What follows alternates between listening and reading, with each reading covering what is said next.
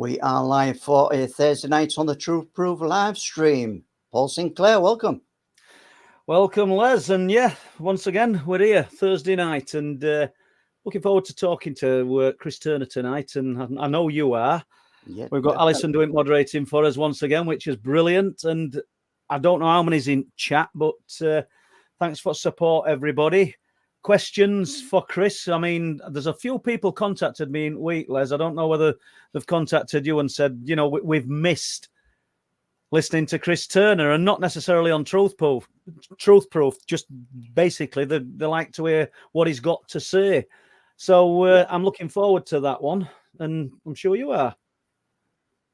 Yeah, your sound's gone, Les. I don't know why. Yeah, long overdue is. Oh, it's back. Long overdue. Yeah, long overdue is Chris. We had him on, I think, the end of last year, and that was for the Awakening conferences when it was taking place. But other than that, it was about 2 years ago.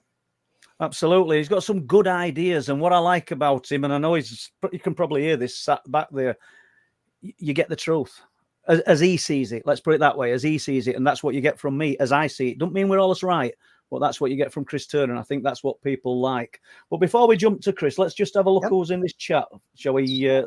We've got Steve Trees, Andrew Morgan, Rivington Pike. That's Lee, isn't it? I saw Mrs. Linney in. Pete will be sat watching, no doubt. Because you don't come into chat, and you should do. Sober Carper, Steph, Enigma, Linny might be there, Michael Walters, Patrick Daniel. We've still got to have that talk, Patrick. Mike, the disabled Welshman, Bridget Van den Bosch, Simon Riley. Let's have a look. Margaret Webster, Fred Flintstone, Pantopes. Have I said that right? It's just flashing up these names. Diane Farrell, Adam Sando. Honestly, thanks for the support, guys. Fraser Cookie. And every time I say it, don't I must sound like a broken record. Lisa Odd. I talk cryptids. Good to see you, mate. And what do we do? Tino, I want to stop. Hezo, I've got to stop, Anna. Let's get to it. Thank you. If I've missed your name, we'll try and do it later. Laura Lamb or Lum. Martin Abbas. Rob M. Stop. Yep. So as Paul said earlier, Alison will be doing the moderating. And if you've got any questions for Alison, please send them across, and we'll endeavour to read them out as the show goes on. On that note, I will disappear and come back with any questions, Paul, and we'll bring Mr. Chris Turner on. Excellent. Hi, Chris. How are you doing? How you doing, mate? Good to see you. Yeah, great, honestly. And hopefully, guys, tonight, I can see there's 142 watching now. This is just, it's probably going to be one of the easiest live streams that we do because, as many people know, me and Chris are great friends, but over and above that, Chris is an absolutely brilliant documentary filmmaker of the strange and the unusual, as well as a great researcher in his own right. So, you know, we're just going to catch up on a few things, where you're at now, what your views are on the subject. Welcome to Truth Proof, Chris. No, good to be here. It's been a while, hasn't it? It has, yeah. I know I'm due back up Bridlington to see you shortly. I don't know whether people watching this have seen the trailer that we put out. That's the working title. I can't remember. What's it called? Beyond the Veil? Did we call it? Yeah, Beyond the Veil. So we've been working on that, haven't we? Obviously, I'm still working with the Winter Hill team. Yeah. For you, I know the guys are probably listening to this, so they're always busy. I'm always busy. You're always busy. But we really got to get this stuff done and get our acts together and try and find. But I appreciate we've all got stuff going on in the background. It might be work, it might be family, and it gets in the way, but it won't stop us, will it? We'll just continue to endeavour to get these things made. And as I say, I'm going to be back up to you probably within the month, I think. I think so. Well, I hope so. And it's likewise for myself and Les. And I know that you're on board with that as well. You know, we've all got things outside of this that sort of overtake what we're doing, but this is the passion. This is what we want to do. And the project, the documentary that I'm doing with you is long overdue, just like it is with Les. We really need to jump on them. So let's talk about a few of those things. What this documentary that we're going to be doing, what's it going to incorporate? And I'm saying that, although I've got a rough idea, because I'm involved in it. Where do you see it going? Or what do you see being involved? Yeah, I think, look, we've said it many, many times. How many documentaries can you make up Bempton along that east and North Yorkshire? I think you could, with the amount of cases that you've investigated, with the amount of research you've done, with your own personal experiences, we could probably make documentaries for the next 10, 15 years, I would have thought. But I think what I would like to say, and I know we've discussed this, and Les has also discussed this, is that we would at some point like to do a series like Skinwalker, because I've said it before. What me and you do, we're kind of anchored. We've always got 1 foot in, or 2 feet rather, in the truthful element of this. We're always concerned that we have to be solid with what we're saying. Everything's got to be concrete. We're not necessarily going to go out on a limb. Whereas if you watch TV, that's not the way that this stuff's made. It's made to be dramatic, it's made to be impactful, and it's made to be entertainment. And we've always shied away from that. But I personally think we've probably been missing a trick, because it is fun to do. And I think as long as you're not fabricating evidence, which we would never do, some of the American shows do that. We know they do that. But the audience actually don't seem to care.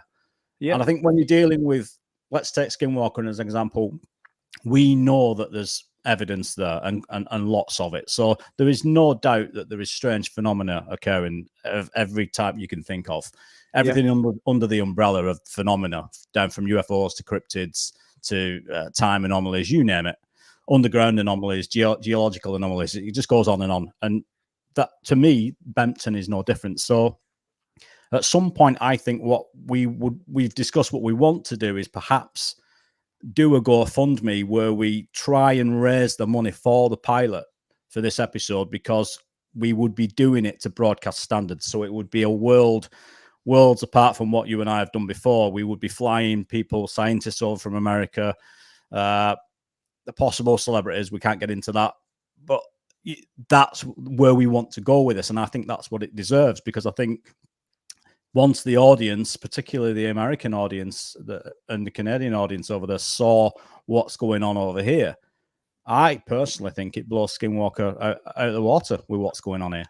I really do. I did a podcast yesterday with Andy McGrillen, that UFO podcast. People in our chat will know Andy is. It's a massive podcast. Gets some top people on who he discusses the unexplained with.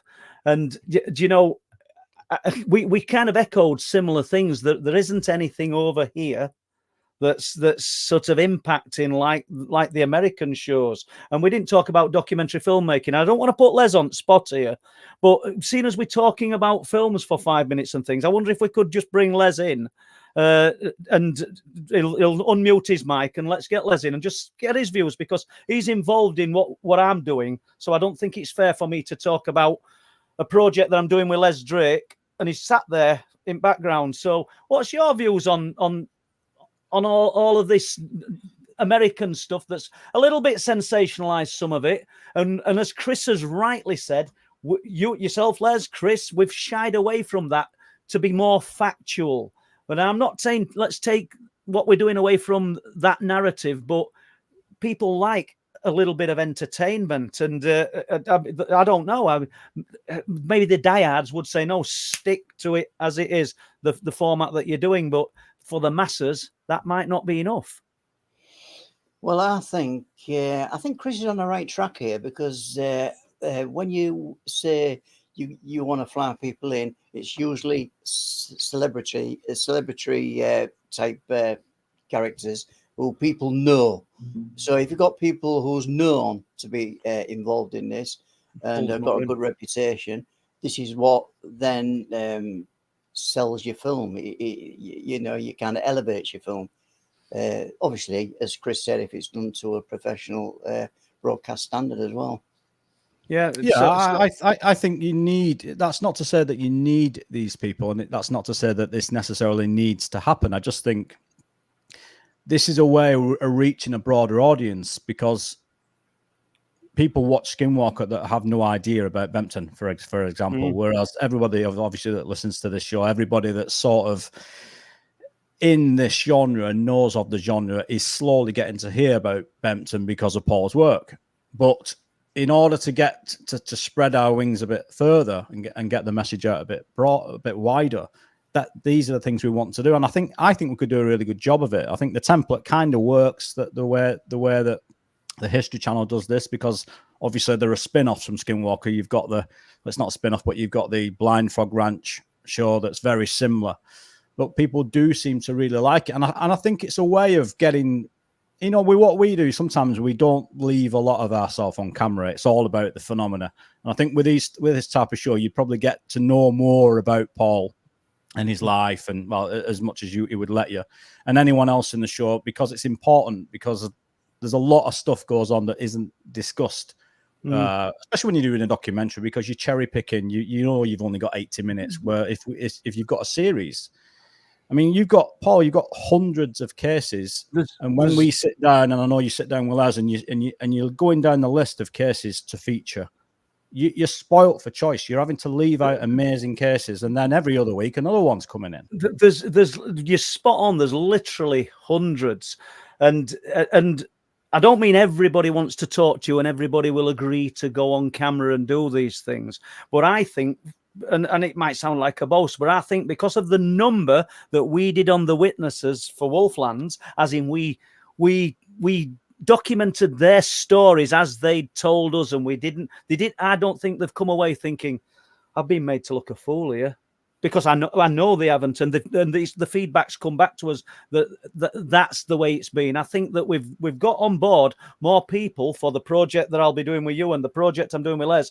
There's more people that are willing to put their heads above parapet and talk, because they know that there's not going to be that comic element or that little bit of ridicule. I mean, my knowledge of editing is very limited compared to yours and Les's, but I know enough now that something said in the truest form can be turned upside down and make my person to look like an idiot. And I didn't understand any of that before. So yeah, I think it's about being fair to witness, no matter what. Witness is king, so I'd never steer away from that. Yeah, of course. Yeah. Well, without the witnesses, there's not much of a show anyway. So yeah, you're absolutely right.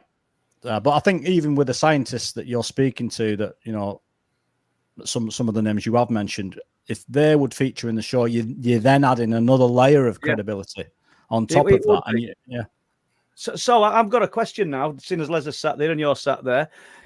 You've worked primarily on cryptid type documentaries, although I know that through your everyday work, you cover loads and loads of cases, and you've far more knowledge than I'll ever have because of the in-depth animation and bringing to life these cases than I've got.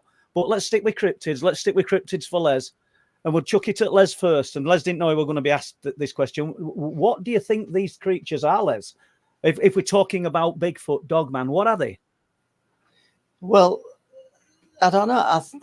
I've kind of thought there could be a physical creature. And I've even suggested to you and people on the stream, Paul, that these creatures could be living underground. And I don't see it. I don't see it as an impossibility, but then again, I've got to lean towards the kind of interdimensional aspect of it, where they just turn up from nowhere. Yeah. So I'm kind of twixt in between. Are they physical? If you pinched them, would they jump? I don't know. Yeah. So years of it, Chris. What do you think we're dealing with? Do you know what's interesting? I know you had Nathaniel Gillis on the show. You've had Nathaniel on a few occasions now. And to me, Nathaniel's made it bloody worse now, because we've now got another layer of possibility to be dealing with. And I think you could spend a whole show breaking this down into the way it all began. And that is, everything was pigeonholed. So you've got your flesh and blood, relic hominid that should be here. Now, I did a little bit of research today, just looking at landmass. I was just curious. In America, you've got 800 million acres of forest, right? That's wild, really, when you think about that. And we're still debating the possibility of a relic hominid. And a lot of America, I think it's something like 95% of it, much like this country, is classed as not undiscovered, but kind of and not uncharted, but it's kind of like everything exists within very small cities and pockets of suburbia. Yeah, suburbia, exactly. So when you look at that, the idea that that could be a relic hominid. And when you look at the encounters that purely are based upon, your sightings that look like a primate, for example, which is a lot of them, you'd have to say that certainly there is a flesh and blood. My belief is that there definitely is, and I think that is what you are seeing in the majority of cases. Certainly in the more wilder areas of Canada and America. I think there's a lot of them, to be fair, because it's there's lots of land. There's an abundance of food. There are cave systems that go on for miles and miles on the ground, and there are some places that are just completely uncharted. So the idea that we've discovered everything, to me, seems a bit ludicrous to me. Have you any thoughts on that, Les? No, I think Chris there is going up the lines. I suggested myself that there could be physical, but I think there's some interdimensional aspect some to kind the of physicality, as well. Everything what Chris has said, what you're saying, Les, points and the evidence points to where the evidence points. They actually look physical, don't they? When the descriptions of them look physical, but there's things that they do. There's attributes that these things seem to be able to display and present that take them away from a normal flesh and blood, bone and fur mammal. I'll jump into it again. The self-illuminating eyes, the witness reports where these things don't seem to, they glide. We look at this. Let's take Bigfoot for example, and you look at this thing, and if anybody who's ever body typed a human being or body typed a primate, we've got ectomorph, endomorph, and mesomorph. So we've got the mesomorph, which is the perfect athlete. We've got the ectomorph, which is the skinny guy, and we've got the endomorph, which is the sort of lethargic type of person. We're all a mixture of the three. Well, when you look at when you see the descriptions of Bigfoot, it's more ectomorphic. It's more endomorphic. Let me get that right. It's more endomorphic. So everything about its physiology, it's kind of is displaying and is suggesting that this thing is slow and lethargic. Yet we hear the people who'd see them say that they've never seen anything move as fast. And the calorie intake that something 500 to 1,000 pound must be immense. I'm not even trying to counter what you and Les have just said, because I don't know, and I think that you guys could be right. I don't think there's a wrong answer. No, I don't think there is a wrong answer, but I think for as much as of an argument you can make for a flesh and blood corporeal entity, the same can be said for something that isn't. Let's take, for example, let's just say as an example, you looked at that. I've talked about this before, the Stargate project, a declassified project about human beings who were, what's it called? Astrally projecting to spy, as an example. Okay. So we know that the government, we know it's legitimate. We know that they potentially spent millions and are still spending millions on psychic spies, just as an example, which means that they're projecting themselves to anywhere in the world. But it also means that some of these spies have reported back that they have been detected by other psychic spies.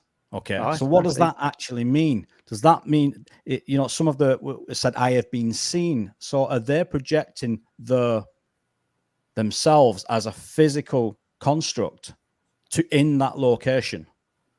You would imagine if it's your light body, let's, just use that phrase, you would be observing this, and you might have some form of energy that's doing this, because everything is energy at the end of the day. But if they're being seen in their physical form, does that maybe mean that these entities can do the same? They can exist here by using almost like an avatar, if you want to call it that.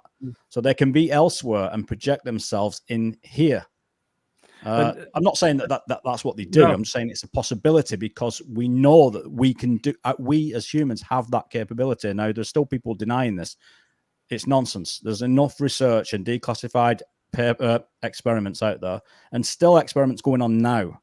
about consciousness and the quantum theory to say that that's possible. So, you know, sometimes in the subject we go from the absolute, what, you know, sometimes we say something and we think, well, you know, let's take for example the ET hypothesis, right? It's legit. You know, there's space, they come down in a spaceship, and we all just swallow it. And then when you and I and Les and we all talk about a cryptid, or we talk about something else, it's like poo-pooed. And as a tongue in our cheek, and sometimes even me, with, you know, all my years of speaking to witnesses like yourselves, even I am sort of like, well, is what I'm saying today just outlandish? And the reality is that it isn't. And the longer this goes on, this whole, do we live in a construct? Do we live in an artificial construct? You know, when you start having genuinely, you know, valid conversations about that, nothing is off the table. Nothing is off the table at all, as ludicrous as it sounds. And I've worked on enough of these, whether it be in my own research with you or working with Zohar and the cases that I've covered. When you factor everything in, I genuinely believe that there is nothing off the table at all, and that hence the secrecy involved in this subject. If it wasn't happening, there wouldn't be such secrecy. The secrecy is huge now at the minute. And you obviously working with Zohar, and we won't dare say any names of people that you've researched, people that you've worked with. But do you sometimes, and we'll come back to it, Les, if you've got anything to ask here, you know, to add to that before Chris. But do you sometimes think to yourself, I'm working on this one, and I don't believe this man or this woman? You know, no names here, but, you know, or do you, for the most part, because you've said there's nothing off the table. So, okay, then let's turn it on its head. As somebody come to you with a case or some documents, and then you've thought, wow, I can see the reality of this. Is there anything that's really startled you and opened your eyes? Yeah, I mean, so many. Yeah. I mean, I've over the last 6-7 years, I've probably worked on, you know, when I say I've worked on, what we do is we will research a case, or we will get some research on a case, and we will visualize it as an example. But in doing that, we then have to start digging into the fine detail to make sure to kind of validate some things, if you will. Yeah. Because I think Zohar used to be, like, Steve Mary used to be involved with Zohar, and he was one of Steve's like prerequisites was that everything needed to be as factual as possible. Which was good of Steve. He didn't need to do that. I mean, with YouTube, you're kind of in the world, and you're crossing into the world of entertainment these days, and there's a huge amount of YouTube channels popping up now where you've got young kids just telling these stories, and it's great, and people love it. But what, you know, they've got the freedom. They've got the freedom to just, you know, add whatever they want. And when they've got the audience, nobody knows whether they're telling truth or whether you're telling truth, I'm telling truth, or Les, or anybody. It's all out there, isn't it? You know, because the Joe public does not know. Well, I'll tell you something. Sorry. Well, I'll just say something interesting. I worked on the other day, and this is a person that divides opinion just by the mention of his name. And that's Richard Doty. And I worked on one of Richard's cases that he released to the public years ago. And that's an incident at a place called Silver Bow. And that's an old mining town, and it's right next to Area 51. And he was the AFOSI officer on this. That was his job. He was, military intelligence, counterintelligence officer. So straight away at the mention of his name, you see, people have a problem with Richard Doty. I know. I'll be looking in chat. We're going to get it, but I love the guy. You're going to get it. You're going to get it. And the reason for that is that Richard's been Richard's been honest about what his job was, and you know, you've got that far. He's been honest about what it is he was asked to do and what he was paid to do, and the official secrets acts that he signed. But he has released some cases that people would then say, well, is anything he's saying true? But I think some of these cases can be validated. And this particular case at Silver Bow is about a family. I think I'm trying to find the date now. I've written it down somewhere.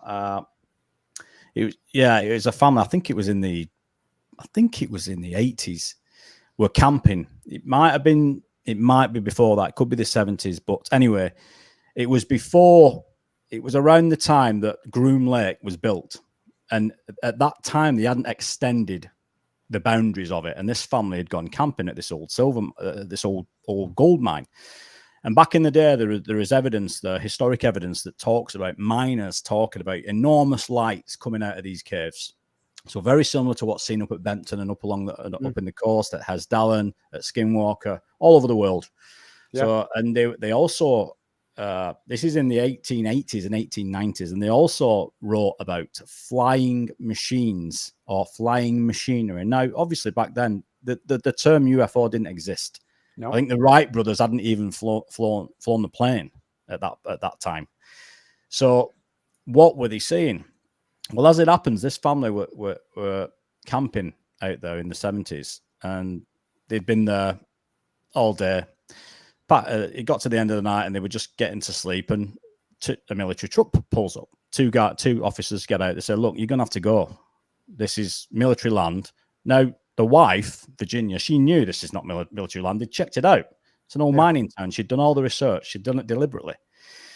And they'd actually seen the entrance to Area 51, maybe a mile away, half a mile away. So they knew they weren't on military land anyway. They turned up and said, "Look, there's an escaped convict in the area. You better get out of here. You need to pack up and go." So the father, George, gets the kids, starts packing the car, just says, "Look, we got to get out of here." Now, as they're doing this and they're about to set off, they hear something. The father hears something in the bushes, and near some rocks and bushes, and he's attacked by something in the darkness. Now, his wife can hear it. The door's open. She's looking out the mirror. She can see he's being attacked by something, and all she can hear is him screaming, "Go, just drive." So she has to leave him. They've got the kids. Kids are screaming, and they just drive off. And you've got the little boy, Billy, called Billy. He's looking out the back window, and as they're driving away up there, he sees this creature's chasing the car. So they get to where they need to be. They ring the sheriff, tell them all about it.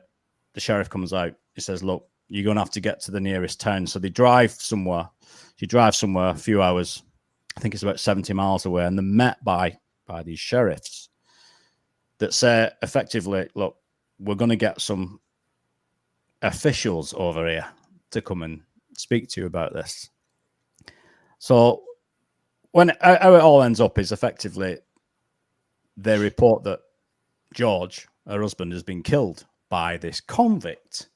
Now, she's pretty sure it's not a convict, but here we are. She's sat with the government agents, and obviously Richard Doughty is one of the agents that visited her house to sort of, when they did an investigation and a follow-up on this, he had to go.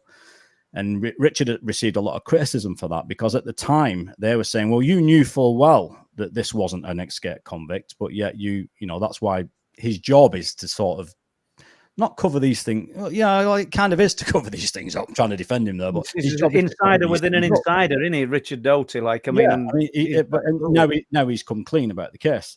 But the fact is that they tried that hard to hide it, that in the end, after his wife were pushing and pushing for information, they wouldn't let her see the body. They told her it was too badly injured. You wouldn't want to see it and all the rest of it. And the military ended up doing a financial settlement with her about this case. So they paid her out. Now think about that. So that in itself is some sort of an admission. And as it turns out, this story gets even weirder, because his son, the young boy, who was 13, I think, at the time, he joined the military after that. I think he got into the Air Force Police and ended up at Groom Lake. So what are the chances that one evening, the master sergeant that he was working with one night told him about this very encounter, not knowing that the guy that he was talking about was killed by what they called as visitor.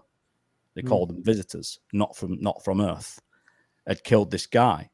Well, Billy told the sergeant, he said, "That was my dad." I mean, what are the chances? What are the chances? And that's how keen the son must have been. I don't know whether I'm going to say, did he place himself there deliberately? Yes, then? I believe so. It was pure determination, and he just wanted the answers because he knew he knew something was wrong. I mean, there's not a great deal he can do with it. And actually, Billy's still alive. So I think this happened in the late 70s, and he's retired now. But it must have been something when I heard that, and it must have been something to hear that. And actually, Richard Doughty went and saw that creature. He said when we got to the site, it was covered in a tarp, and this was, I think he described it as a sort of like praying mantis type insectoid visitor, is what they called them. So when you look at, and that's a case that Richard says is now declassified, it's still the paperwork is out of there. A lot of it's heavily redacted still, so there is still probably some very interesting information to be uncovered. But the crux of the story, the bones of it, are there. Well, I wonder. I don't know. I'm just saying to Les, I wonder. We're going to have Richard on. He's in Mexico at the moment, and he's going to give me a date in next week or two, isn't he, Les? That's what he told us. Yeah, we'll have him on in August at some period, yeah. Yeah, I wonder whether he'll impart any information. He's not going to tell us anything more than what you've said. I realise that. What are your views on that, Les? Well, as Chris says, Richard Doughty was employed there to give an orthodox explanation as to what happened. That's what it's all about, isn't it? It's because, I don't know, is it because, we're not going to understand, or the general public ain't going to understand, or the media ain't going to understand, or the families aren't going to understand, or what actually happened? And it all boils down to just big cover-ups all the way through, surely. Yeah, I would say. Yeah, and of course it puts Richard in a difficult position there, because he really can't win. And now obviously people are going to question, much like they do Nick Pope. And again, from my perspective as a kind of a ufologist, for valid reasons, of course these people were paid to lie. So of course it's going to get people's back up when we know for a fact that they were paid to lie. But sometimes I think we forget, and I'm not defending these guys, but it's just the way it is. Ultimately, you're not going to disobey these people. that is just the truth. You're just not going to. Unfortunately, though, Chris, you can kind of never shed that skin, can you? No, it's difficult, and I know you've met Rick, and I know Les has, and I got on great with him. But and I said it when we spoke to Rick on Truth Proof. I said, "How do we know that you're not lying to us now?" What an horrible thing to say, but it's difficult, isn't it? But that's the way it was, and I'm looking forward to speaking to him again. I really am, because the guy's knowledge is deep, isn't it? Yeah, I think ask him about Silver Ball. I mean, for me, that's one of the most fascinating cases that he's worked on. He's worked the EBE case that I think he worked on as well. The EB, that was the extraterrestrial biological entity that lived at Area 51, I think, for 5 years in S4, I think. And so he details that. Yeah, and Chris, was there some footage released or purported? Well, allegedly, that footage, there's a few of those tapes out there, and they are tapes, actually. They are VHS. If you remember the ones in the 90s, are you talking about the alien interview in the 90s, that one? With a jumping little light thing in the pod thing. Yeah. Whether that was legitimate or not, there are people on both sides of the fence that still insist that that's legitimate. And actually, I think that there's a documentary that features Richard Doughty, because they've all got, Richard Doughty was alleged to be part of the Avery, wasn't he? Which is a secret group of individuals. I can't remember what Richard's. I hope his ears are burning. I hope his ears are burning. Yeah. He knows. These are interesting questions to ask him, whether he was the guy, the voice behind that was talking about. And obviously, he wasn't. So what are we dealing with then? Are we dealing with one intelligence or one? It's hard to, we've only got this vocabulary to describe these things, and it needs to be expanded. I suppose as our knowledge of these things get bigger, then we will find new words. So when we say intelligence, I mean one sort of, I don't know, life form, or are we dealing with many all employing and using the same kinds of methods to get here, or are they already here? Are they walking amongst us? to me, both of you. Everything in this genre, everyone listening to this, I'm hoping that you're going to agree with this, but everything in this genre is contradictory. Everything contradicts itself. Every theory, every idea has a contradiction. Now, I think some of that is constructed. I think the government and the secretive bodies and agencies do construct some of that. They go to a hell of a lot of length, now the internet's present, to flood this community with nonsense. But at the same time, just look at the life forms on Earth. I don't even know how many there are. So the idea that there aren't other life forms, to me, just seems, and whether or not you believe all that about X amount of, planets like Earth and all that, I'm not so sure. Anything coming from NASA, I am extremely dubious of. So any of that information, I don't really believe a lot of what they said. I just don't. But the theory itself, again, Steve Merr's talked about this, and other researchers have talked about this, about space being extremely quiet.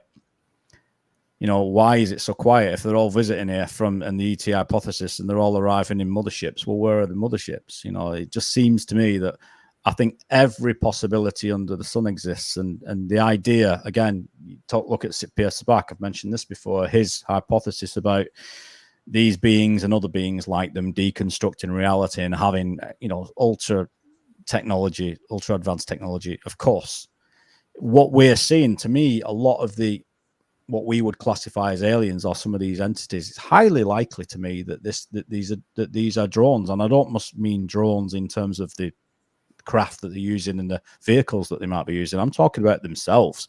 I'm talking about, why would you risk sending important beings or people and races here to this planet when you could just send an avatar?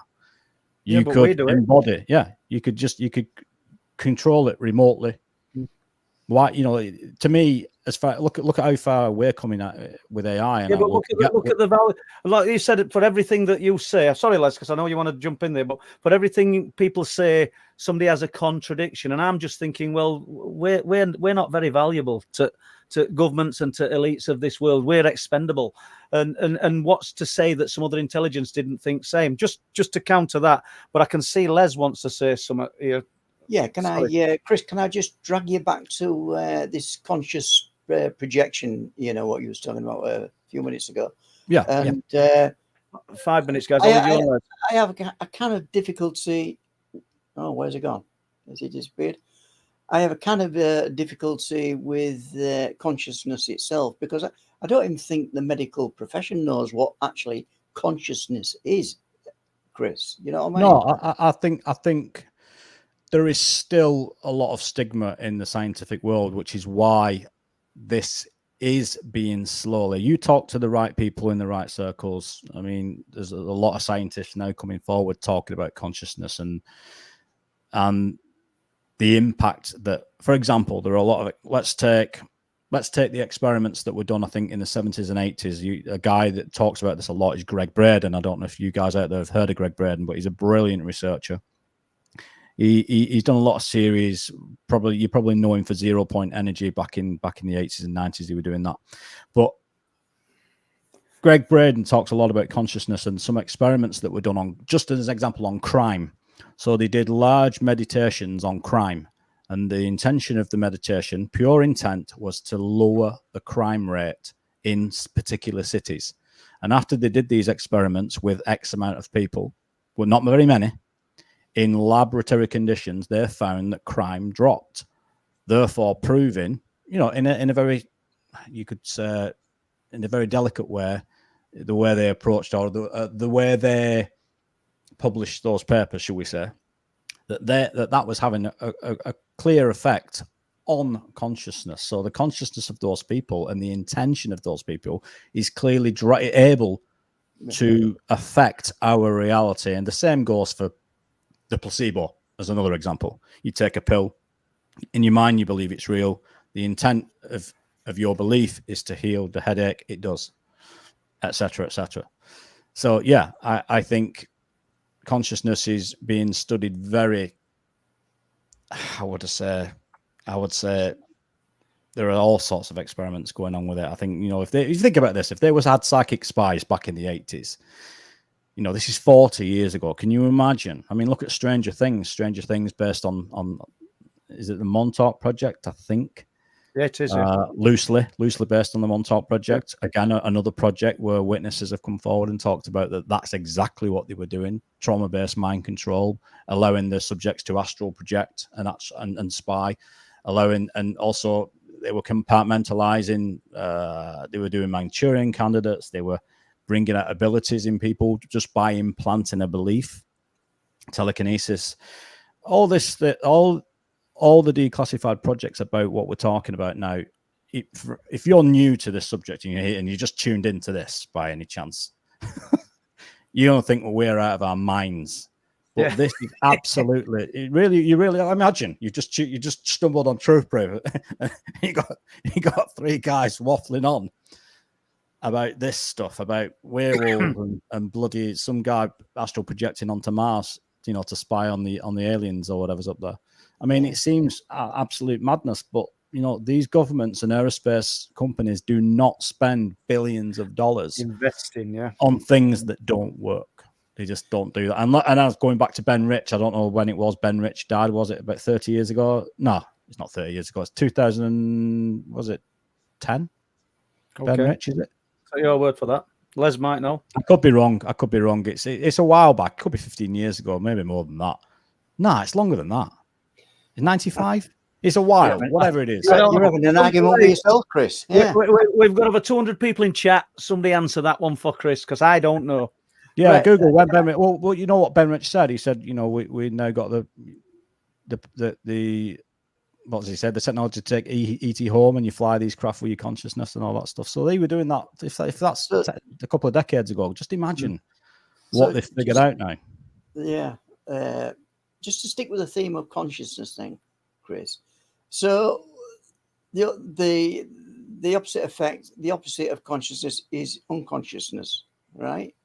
Or is unconsciousness in our sleep state? How closely linked is your sleep state to being in an unconscious state to affecting things what are happening in reality or outside your body? All sleep in itself, in the dream state in itself, is another thing that's being studied and has been studied over the decades. So, I mean, just look at the guy you had on a few weeks ago, Grant Cameron, and the amount of information that he's just like an encyclopedia, isn't he? Of just all came flying out of him, didn't it? Yeah, just 100 mile an hour. Yeah, but that's because, you know, this guy is just studied all these cases, and I think for a long time, this is just my perspective on what Grant was saying, that he'd been doing what we're all doing. He's been doing all this physical nuts and bolts stuff, and then all of a sudden, he's been flooded with a lot of declassified work. Grant probably gets his hands on a lot of secretive stuff, and he probably has a lot of insiders that come to him with other information. So, you know, he's got that, and I think he's got so much of it that then cements, you know, a lot of what we were just saying about consciousness and its effect on everything, if you want to, on literally everything. So this phenomena, there's part of me that thinks you were talking, Paul, earlier about the one intelligence. Is it one singular intelligence? The only way for me that this can be one singular intelligence is if it's AI, and there's a high chance that it could be AI. Yeah. Well, do you know, Les will know this. So we did a short. I think we might have put it out. Is AI the vessel pardon the pun, because Mary Rodwell created the word the new human, but is that I didn't use that word then, but is it the vessel for the new human? Are we being sort of integrated into AI? And to simplify it, we're all becoming more kit form, aren't we? Hearing aids, hips, knees, contact lenses, everything. And that's just the basics. That's just the exterior shell. But the more advanced we become, the more we'll become part of the machine. Yeah, but it's interesting what you just said there, because if you look at a lot of technology, all technology really does is mimic what we do. We're just better at it. So everything we do, down from our brain. We're faster than any quantum computer. Our brain works faster than any computer, any AI system. Everything that. Yeah, but we're creating things that can do that. As we degenerate, we're creating technology that can not regenerate, but can replace the things that are failing in the human. That's what I'm saying. You know, so eventually, are we going to become more part machine than, you know? Bionic man, well, I mean, bionic man. That's what you're saying, Paul, isn't it? Bionic man, yeah. I don't think I'm going to be. You could argue. You're absolutely right. I think there's definitely a case. I think I'm not Elon Musk's biggest fan. I think he's another part of the problem. But a lot of what he kind of says is there to divide public opinion, I think, isn't it? And, you know, when you look at what he's trying to do, what his plan is about implanting microchips and all the rest of it, a lot of man's failure is down to technology itself, just in some small ways anyway. So look at the research on the Archons as an example. The Archons were are a technological species, effectively. They think they're an AI construct, an AI entity, if you like. I think they were they were created by not Sophia, the other one. Someone in the chat will know this. The artificial creator. I can't remember the name of it. But anyway, effectively, they doubled down. They doubled down on technology and went and advanced and lost. You know, they're not human, so they don't have humanity's creative spark, if you like, which is now you can get into what these things might want. Is it that spark? Like Nathaniel says, is it the human spark of life and consciousness that they're after? Is that what they're looking for and trying to recreate? We would call the soul, perhaps, you know? Something like that, yeah. Yeah, you know, Les probably just hit on it then. Just jumping away from all that then, and Les sort of keyed us into this when he said bionic man. Are we being subliminally fed information to kind of drip feed us into what we're talking about now and what people will be talking about in 10, 20, 30 years' time? Because I've not thought about the bionic man in that term, but when you think about it, it's just an enhanced human, and we're getting there, aren't we? To some degree, yeah, you are, and I think that, you know, for a lot of the ailments of the human condition, you could, you know, I think there's something very simple about, is it the telomeres that are tied on our DNA, that it's something like that makes us age. You know, we don't regenerate past a certain point, which is why we get older, whereas we would be immortal had that one thing not been done. So I think that, again, me personally, I think we have been created by something. I don't know when, but I think the idea that we have to live the way we live is obviously crazy anyway, because the power structure is upside down. So yeah, there's no reason, you know, if you had a decent society where we could absolutely utilize technology, the world would be an amazing place, wouldn't it? It would be incredible. But I think the super soldier type thing, you know, there's been talk of that. You know, there's talk of that stuff back when they were looking at Dulce, as you know, that's another case I think Richard talks about, and everybody knows about the Dulce, the war at Dulce, and the Phil Schneider as well. You know, the Phil Schneider case. Well, I think in about 5 to 10 minutes we'll have a few questions. But do you want to fill us in on Phil Schneider? Have you got any knowledge of that? For anybody that in our chat that hasn't. No more than Phil, no more than everyone else has got. Effectively, I think Phil Schneider worked as a miner on what they call the DUMBs, so the deep underground military bases. He was building those back in, I think, right through the 80s and the 90s, was it? Yeah. And I think he says that one day they were working on a military base at Dulce, I think, and they dug into what looked like some sort of alien facility, and there was a skirmish there in which Phil had gone down, had been dropped down into this hole, into this borehole that they dug with military personnel as well. So they seem to be aware of it. Yeah, Yeah. and a firefight ensued, and he was allegedly attacked by this alien grey that used some sort of plasma ability and burnt his I think 2 fingers on his hand and made a mess of him basically. But evidence was, I think, possibly planted that said that he got those injuries working for an electrical company. Yeah, I'd heard the same. So yeah, and you know, obviously Phil's death is very suspect. I think he was strangled with his own catheter. I think, was it something very sinister? Yeah. You know, so when you look at the information Phil were putting out, even if half of it was true, you know, it's fascinating. And for sure, look, we already know, we've all seen the footage of the underground bases that have been made with if you just Google the deep underground military boring machines now, we know for a fact that the Earth is full of I mean, the ones we know about. Just imagine the ones we don't know about. Yeah, you know, we can somehow get back to Benton from there, Paul. I'm pretty sure. It's well, when you consider the talk of tunnels and everything, not just in East Yorkshire but all over. I mean, I'm not going to go into great detail, but there's someone I know that's got a vehicle with a strong box in the vehicle that's got armament in it at all times, and is driving about as a civilian, and they've got maps, and so allegedly there's tunnels all over the UK. Yeah. And I know people, if you're listening to this in chat and thinking, what a load of B, is quite credible, this person, and tunnels all over the UK, and they know, and people and large utility companies are told where they can dig, not for those reasons necessarily, but for those reasons, and how deep, and all sorts of things.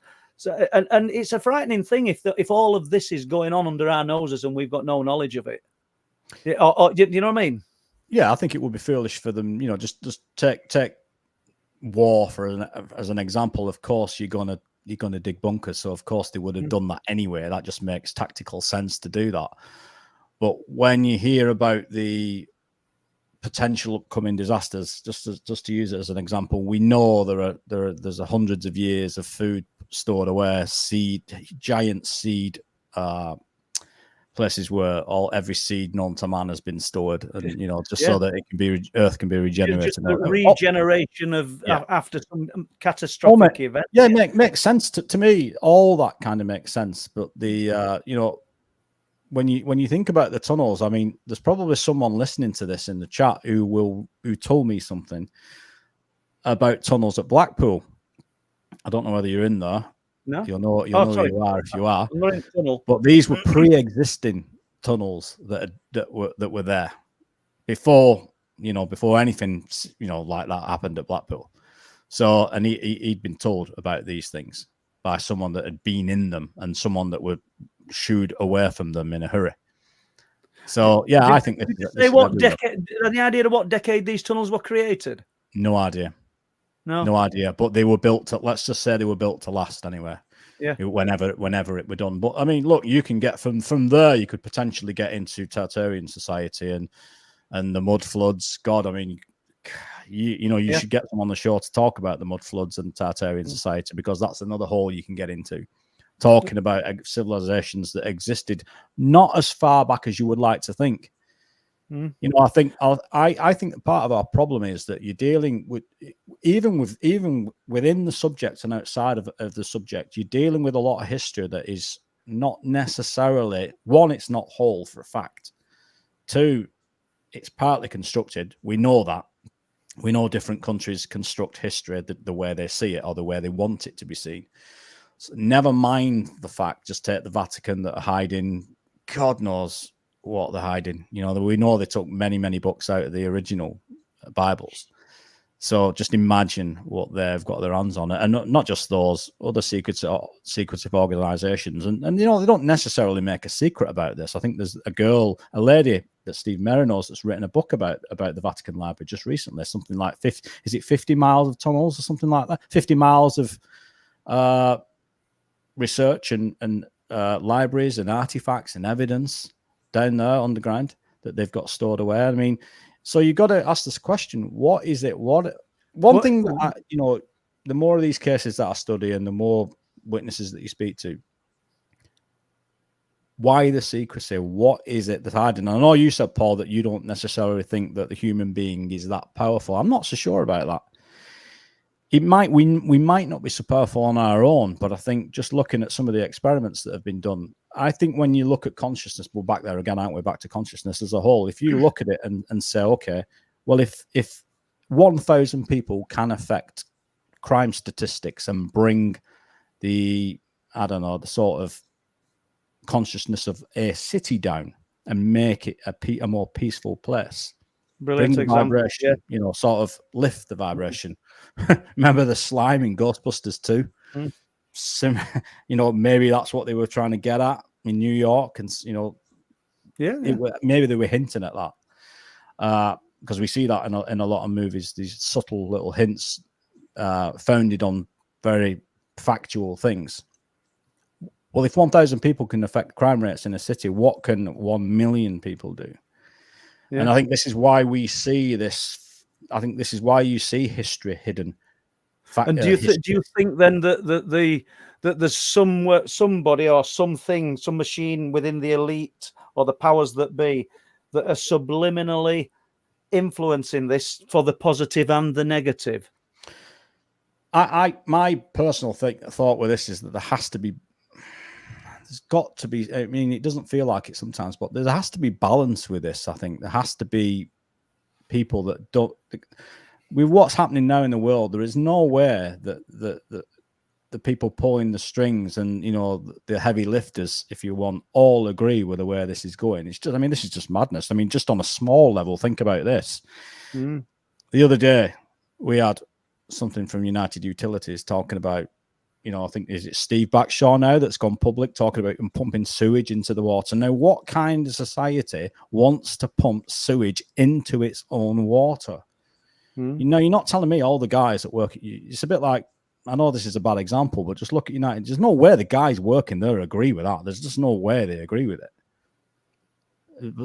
There's a lot of greed involved in this. I mean, it seems fickle, doesn't it, with what's going on in the world, because we're all going to die eventually.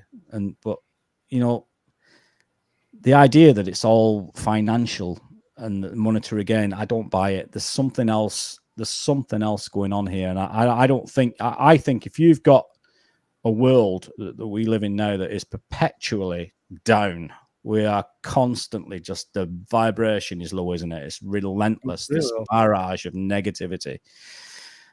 Then how are you ever going to affect the consciousness of the world? It's almost like, we're going to lift it. Yeah. Before we'll just go to Les for a minute, because he might have something to say on that. If not, we'll go to questions. Yeah, can I just pull you back to, it was interesting actually, Chris, you mentioned Hollywood. Now, so my question is, how instrumental is Hollywood? Is it being used as an instrument to condition us, to make us think of a certain way?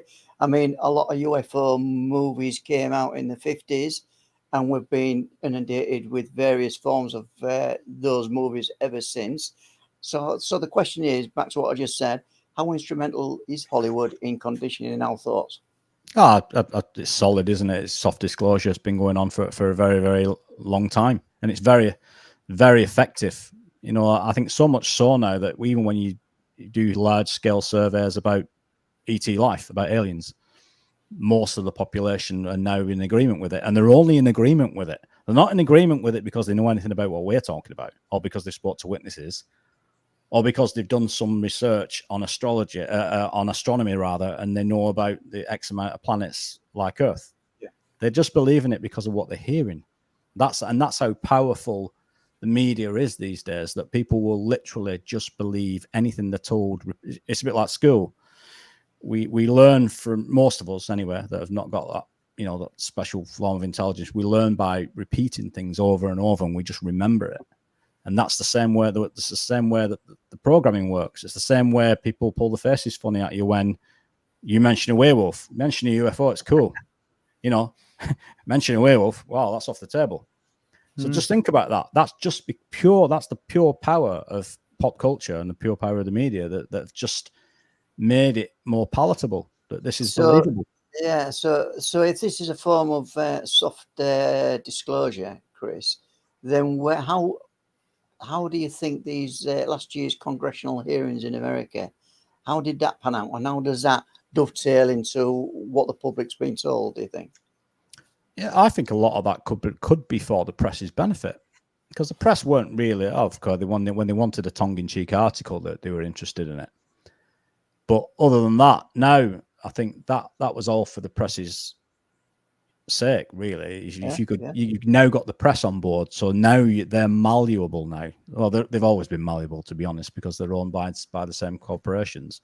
But now we've got the internet, we've got a lot more sources of independent news. We have got some power, but if you want to, people are still watching TV, which a lot of people are turning off nowadays, just due to other forms of entertainment. And because the news is very depressing. But I think it would be crazy to not think that those hearings were just, I think Paul mentioned it a few weeks ago, it's just nonsense. It's just more nonsense. And it's almost like, I think you said, Paul, what they're doing, pushing it back a little bit till the next time, just pushing it down the road until next time. Just and that's kicking ball a little bit further down road, opening goalposts out a little bit, or narrowing them in, however you want to look at it. But we're not going to get told anything. It's just tied us up in knots for another 10, 15 years. I don't know whether Les agrees, but yeah. Well, I think probably just to finish on that one, and I could be wrong here, and somebody in the chat or you, Chris, or Paul will put me right.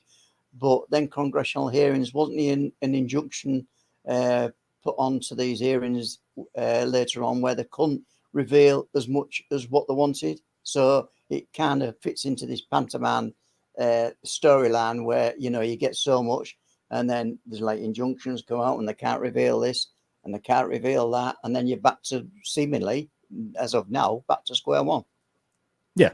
Totally right. You were right there, Les. I think pantomime is probably the right word, because that's how it felt. I think, I'll go as far as to say that David Grush looked to me like a pantomime theatre actor.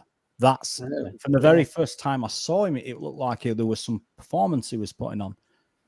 You could say a lot of things about Bob Lazar, whether you believe his story or not. Just look at Bob Lazar and then look at David Grush and watch them. Watch their originals. Watch Bob Lazar in the 90s and watch him and watch his behavior, and then watch David Grush put this bizarre performance on. To me, I mean, whether or not he discovered something and then he was told to say a certain thing, or whether or not he was just put in there right from the beginning just to be that guy, which I think is the case. Chalk and cheese. It is a pantomime, Les. You're spot on there. Yeah. I think it's just nonsense. Well, thanks for that, Chris. Are you ready for any questions, guys? I am, yeah. I didn't come up in questions, but I saw Mrs. Linney on about donuts. Bridlington donuts are good. So it's not exactly unexplained, but she's right. They're lovely.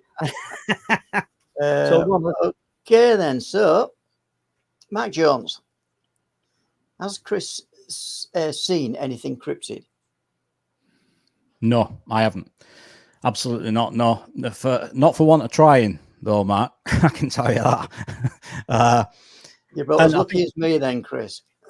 Yeah, well, Paul and I talked about this, and the question is, do you want to see one? And I think at this stage, absolutely. I think all of us, well, the majority of us, I mean, I know the witnesses that have seen one will probably say, "You guys, you really don't want to see this." But I think for me, more just because I just want to know, and that's it, really. I think it's human nature. I just want to know. But I'll tell you what, it's funny you should mention that, because we've never talked about it before, and just because I didn't think it was that relevant, really. But I was researching once with my wife, and a lot of the areas that we used to get into when we first got into the Bigfoot thing, and we were walking around this particular forest, and a lot of the time there'll be a dark part of the forest, and she'll say, "I'm not going in there," and I'll be going, right. Well, I'll wait here. I'll be back in 5 minutes, so I'll wander off and we'll go in there and come back. And on this one particular occasion, I was about to do this, and she said, "I've just had something happen. I've just had this flash in my mind about almost like a slow tape playing, like a tape, not rewinding, but this, she said she saw this Bigfoot type thing in her mind's eye, walking through the woodland. Now, don't ask me about any of that. She's a lot more spiritual than I am. But that's what she saw, and it's totally out of character. She'd been doing this for me for years, like never even, no mention of anything like that. And it was just completely random that she just said it played back like it was on, not a loop, but it played back like a film, like a reel of film. She said that's how she saw it in her mind. And she only ever saw it that once. And like I said, she mentioned it tonight. She said, if Paul asks you about something like that, she said, you know, that you've got my permission to sort of bring it up. So I have. So look, I don't know whether anyone else has had that sort of weird thing happen. I mean, maybe was she seeing something from another time? Was she just tuning into me? Was she tuning into my thoughts? You know, I want to see this, and in my mind, I know what. And who knows? I don't know. But just I just thought I'd mention it because it's an odd thing. Or has she been exploited by Hollywood movies? Yeah, well, there is that, you know. And I didn't have a patty suit in the car either. No, it's fascinating, isn't it? Yeah, but or did something subliminally or plant them images into her mind? It's one or all or none, isn't it? You know, we'll never know, will we? No. But Debbie Shaw, welcome if you're still with us, Debbie. Is there going to be an Elusive 2? There is going to be an Elusive 2, yeah. I'm on with it. I was just talking about it actually with someone the other day about Elusive 2. So yeah, sorry, Debbie, it's on the list. But yeah, I mean, look, I think Elusive 2 now, I think the timing is really, it's time now. It's really good timing because I think if you think about when I released Elusive 1, a lot of this interdimensional stuff was, I don't know where people were with it. I mean, at that time, we were still talking about bloody stick structures and we can do a little bit on that now, just why it's come up. Well, we could do sticks after questions. Yeah, let's do sticks after. Yeah. Yeah. But yeah, there is going to be an Elusive 2. Yeah. Hold on, Les. One sec. You might want to do you want to expand on Elusive 2? Sorry, Les. No, it's just got Elusive 2 is going to investigate. There will be a few obviously cases, but Elusive 2 is going to involve more into the interdimensional aspect of this, and it's not just Bigfoot. Really? It will be. That was going to be my question before you closed it. Are we expanding? As in you're making it. Yeah, there are different. Are you expanding outside of the Bigfoot phenomena? Yeah. Yes, we are. Yeah. Yeah.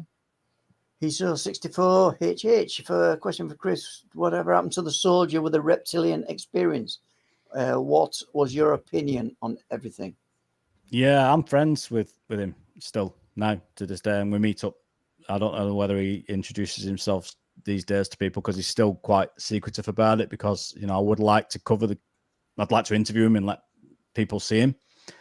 But when Paul were asking me yesterday, is there any cases that you think are what are your favorite cases? This is one of them. I was at Probe Conference in St. Anne's, and I'd read about his case years previous to that, and I'd always thought, wow, that's a fascinating case. And he just said, have you ever heard of this case, the one in Germany?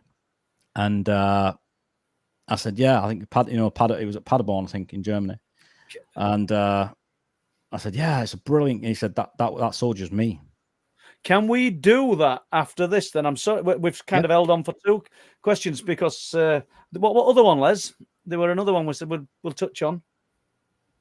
It's all right. It shows my mind brilliant, doesn't it? Reptilian. We know we're going to do that. Another one will come back to us. Gavin's still crazy. Hi, Chris. If skinwalkers are known to be an American Indian phenomena, what do you think the connection is between the phenomena in the UK? I think the phenomena. I think you're dealing, however you want to term it. I think you're still dealing with occultism of some description. So, from what I understand about that phenomena, they have to undergo a particular ceremony, and they have to also partake in certain acts, if you will. Can't talk about them on this channel, but they have to commit certain atrocities, if you like, to attain certain abilities. That's as far as I know that is the phenomena or part of it. Yeah. And I think just in private conversations with Paul, and I know Paul's talked loosely about some of this stuff. We know we did discuss this yesterday, whether we're going to go into this. Paul, you can get onto that after this if you want to delve into it. Yeah. Well, probably not go in great detail, but do you know it's in every culture though, Gavin, throughout the world. in Sierra Leone, they call it bofima. And like Chris has said, and like Les would probably just frown at me if I went into detail, we'd get this channel closed down. You've got to do something horrific to someone that you might hold dear to attain this knowledge, to attain these abilities, allegedly. It's not something we adhere to, let's put it that way. But it's strange that a lot of cultures throughout the world, even if they're not doing the exact same things, hold true to that framework of what you've got to do to attain this condition, should we say? And you know, it's terrifying. I mean, the leopard men of Sierra Leone, there were the crocodile men, and it's not just, you know, that it's documented the things that people thought these people could transform. You know, and obviously then we've got the werewolf. I don't advocate. I don't subscribe to the idea that we could have lycanthropy. I think that we're touching on something that's close to magic. Magic's probably just a science that we don't understand. I don't know, you know, but I don't think it's a road we need to go down to tonight, particularly in any great detail. But Good question. The American Indians, I don't think of hold all the cards to this. I think it's in all cultures across the world. Lee Roscoe, welcome to the show, Lee. And since Chris released Elusive Sticks and Stones in the early days, has his mind and research changed in any way in the way he looks at the phenomena? Yeah, I've become a right grump, haven't I? Just because, look, I was there when, you know, I'm still there now to a degree. You want it desperately, don't you? You really want it desperately to be true. And there are times I think when I was making Elusive, I wanted it more than anything. I was just out there day and night in every forest I could get in, convincing myself.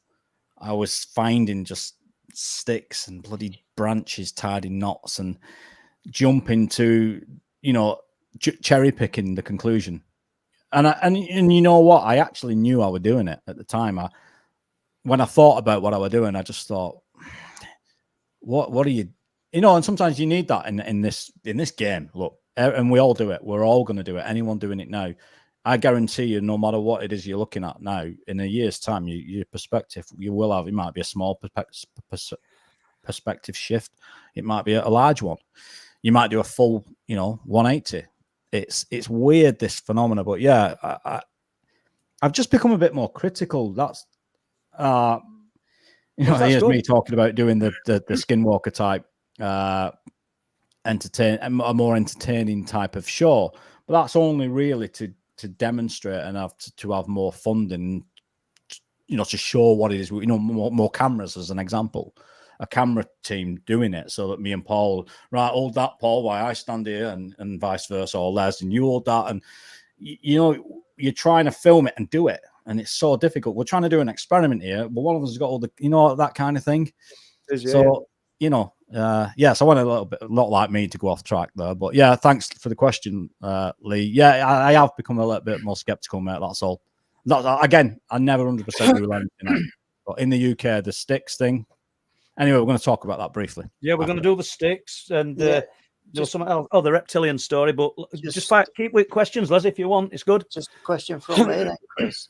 It kind of leads on, and you just alluded to it, actually, is I know you're talking about more for entertainment and different production values.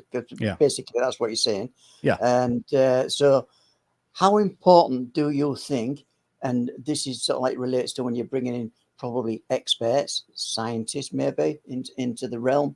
How important do you think technology could be used in this type of production? I think it can absolutely be used. I think, look, that's not to say anyone here needs the validation of a scientist or some sort of scientific equipment. Certainly the witnesses don't need that. But some of the audience actually do. And I would like to see it. Now, I know on a few occasions, certainly on one occasion, I think it's in Bringing Down the Light, when we had horrendous readings. It wasn't the site of the deer. This was right outside Bempton, the base, actually. We were on the path, not outside the base, but on the official path, next to the cliffs, just above the cliffs. And we had a reading on that, on Steve Mera's the Geiger counter. This Geiger counter was just wild. When you look at the numbers, if anyone's got access to that movie, the numbers were way, way, way off the chart. I don't know what the hell was going on there, but you know, as Paul alluded to before, we never had any, barely, that thing didn't shift all, I think 4 days we were using it, and it shifted once at the site of that deer, where the residue was obviously present, and it shifted where whatever happened there. It just went off the scale, and for anybody that says, "Oh, we influenced it," then we must have brought with us a massive amount of some kind of radiation. do you know what I mean? Because that's what it were reading, and it were dangerous levels that it were reading. Crazy levels, yeah. Which was strange. I've got a question. Sorry, let's go on. Question from Mike, the disabled Welshman. Hi, Chris. Have you ever seen anything that you could not explain? I saw a few people going out voting. No. Sorry. Couldn't resist that one, Chris. No, too easy. Sorry, Mike. Too easy, that. Yeah, I mean, I think I've talked about this when I first came on years ago, and after I came back from the Isle of Wight, and I saw that orb of light in the front room, which was, that's probably one of the weirdest things I've seen. So I saw this orb of light. Sort of, I'd been with David Icke for the weekend, just interviewing him, and this orb of light appeared in the front room for about not even a second. I wouldn't have thought. Just yellowy ball of light, maybe about between a golf ball and a tennis ball, just appeared in the front room. Never seen anything obviously before that. No phenomenon like that anyway. And do you attribute that to speak to your conversation with David Icke, or because your mind was then on a different level, you were just putting out different thoughts? Perhaps, you know, I think around that time as well, I was making the Reptilian film, so I'd been mixing with another friend of mine, Ellis Taylor, who's got incredible encounters. So yeah, I mean, did I manifest this thing? Who knows? This is what I'm saying now. I think, like we've said, is it a hitchhiker? You know, is it the hitchhiker effect? Who knows? But I'd never had an experience, anything like that. I mean, I had a few weird things happen during the making of that Reptilian film anyway. It's just weird stuff going on. But and then there was that time that I think, and I still say think, that I saw a metallic UFO above Winter Hill. Because I know, I don't say I know, I'm pretty certain that I saw it. I mean, my girlfriend at the time, we just got out of the car and we looked up, and it was just, we were on a retail park, and we could see Winter Hill in the background, and this craft was just there, still, wasn't moving, just still, metallic craft, and it must have been there. But by the time I'd looked at her and she'd looked at me, just to say, do you see that? It'd gone. So again, was that a conscious connection that this thing read, that this thing had picked up on someone's conscious attaching to it? You know, I don't know. But yeah. Okay, thanks for that, Chris. Mick Pack, evening, gents. I hope you are good, Chris. Yeah, question. What do you think about the theory of submerged UFO bases located near magnetic anomalies in the oceans? I'll see you next week, Mick. Yeah, hi, Mick. Happy belated birthday, I think, is it, as well? Did I miss your birthday? Well, I think it's a given, isn't it? I think the oceans are, what is it, 80% I think there's 95% they say that's uncharted. I can believe it. Yeah, I can believe it. So to me, and the amount of craft being seen, and even if you do want to take into account some of the David Grush stuff, he talks about this as well. But this has been going on. Look at the Russian research by the researcher Paul Stonehill. It's some of these Russian cases are incredible. The USO research, and I don't think there's any better Russian researcher than Paul Stonehill. So yeah, people look at Paul Stonehill's work to get to grips with just what's happening in Russia or was happening in some of the Baltic states. So, yeah, and particularly with Bempton, Paul and I have talked about this many, many times. I mean, it's high. What is it? What is that magnetic anomaly? I mean, because whatever it is, I mean, they're saying it's a submarine training base, aren't they? But they say there's a submarine training base off Bempton and Flamborough. Obviously, the trawlermen aren't allowed. I won't say in that area, but they steer clear of it. But it's interesting that a lot of these lights, and we'll not touch on the lights just yet because I'm going to ask you about your sighting. A lot of these lights are seen, and it looks like, to me, knowing where this submarine training base is, roughly, the geography of it, it looks like these lights a lot of the time are presenting over there, and they're not flares, as we'll touch on later. But, well, the question is, Paul, is there a submarine training base there at all? Because I think what Mick's alluding to there is probably that this is just something to keep people out of the vicinity, I would imagine, and the same goes for places all over the world, I would have thought. So Catalina Island, another one. There's another place that these places are right out of bounds. Yeah. I think we had, I can't remember his name. David Altman. He was talking about Catalina Island a few weeks ago. Yeah. But off the coast as well, we've got what's called the Silver Pit Crater, which is one of the largest. The scientists and people, scientifically minded people can't make their mind up whether it's an impact crater or some kind of massive. What would they call it? Where the Earth's just collapsed beneath it and it's created this huge crater. But that's an interesting place just off Bempton and Flamborough, the Silver Pit Crater. There's nothing exotic about the name, believe it or not. It sounds brilliant, doesn't it, the Silver Pit Crater? But it's because fishermen had never fished the area, and when they cast their nets in, they were catching thousands of tons of silverfish. That's so they call it the Silver Pit Crater. But we've still got this massive, allegedly, or originally it was known as one of the biggest impact craters in the world, just off Bempton and Flamborough. So there's lots of strange anomalies and things attached as to why unusual things are happening in the area. But it's your show, Chris. I'm rambling. Oh no, I think no, you're right, and I think maybe Mick's also mentioned the underwater thing, because a lot of researchers believe that water facilitates some of this.